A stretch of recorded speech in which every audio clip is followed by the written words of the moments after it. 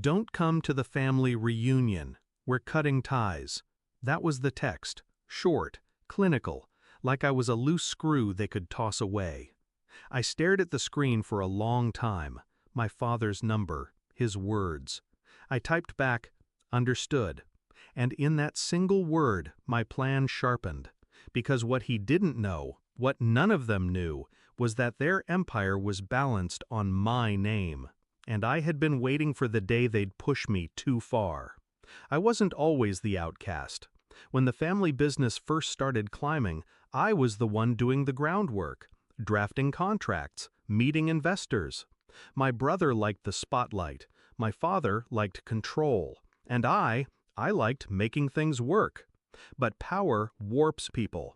As money rolled in, the thank yous grew thinner.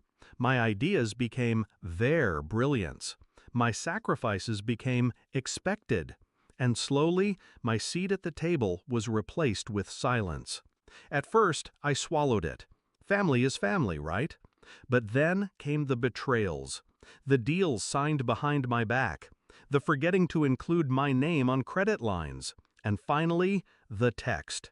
Their declaration that I was disposable. What they didn't see was the fine print.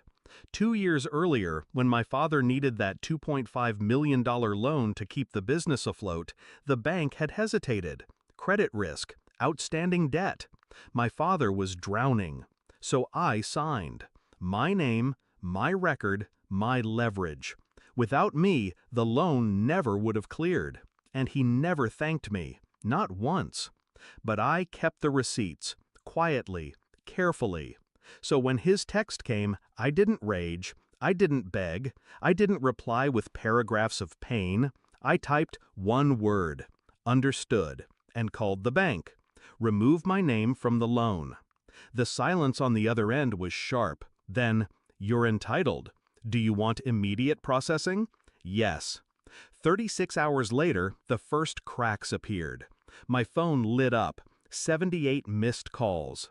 My father, my brother, my uncle, and finally, the accountant. "Listen, you don't understand," he stammered when I finally answered.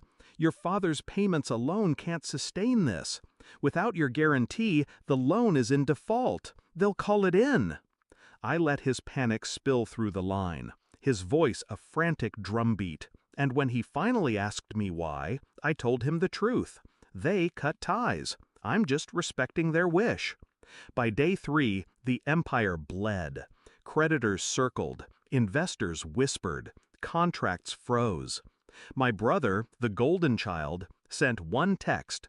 "You're destroying us." I replied with the same word I'd given my father. Understood. The confrontation came at their house.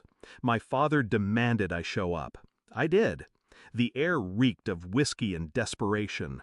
My brother sat slumped on the couch, his bravado gone. My father, red-eyed, pointed at me like I was a loaded gun aimed at his skull.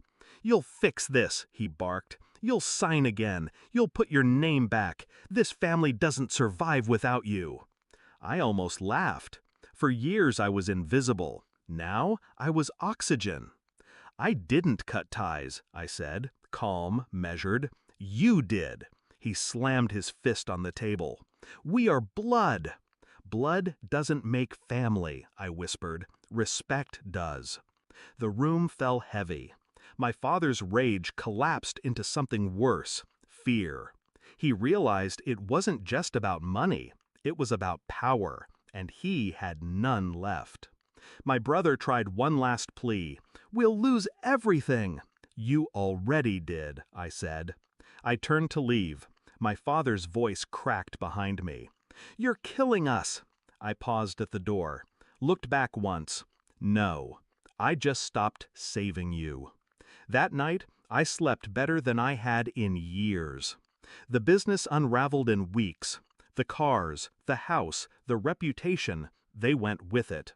The men who once mocked me, dismissed me, erased me, were suddenly reduced to begging voicemails and desperate silence. And me? I didn't celebrate. I didn't gloat. I just breathed. For the first time, free of their weight.